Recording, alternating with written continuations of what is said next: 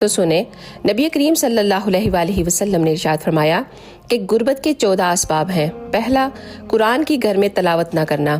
Number 2، کوئی اگر مہمان آپ کے گھر میں آ جائے تو منہ بنا لینا۔ نمبر 3، اپنی اولاد کو گالی دینا۔ نمبر 4، گھر میں سے مکڑی کے جالوں کو نہ اتارنا۔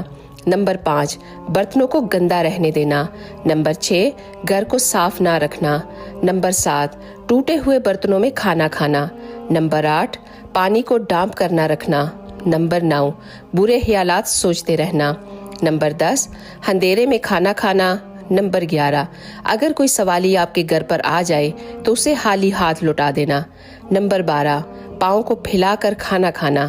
نمبر 13، سورج نکلتے وقت یا غروب ہوتے وقت سوتے رہنا۔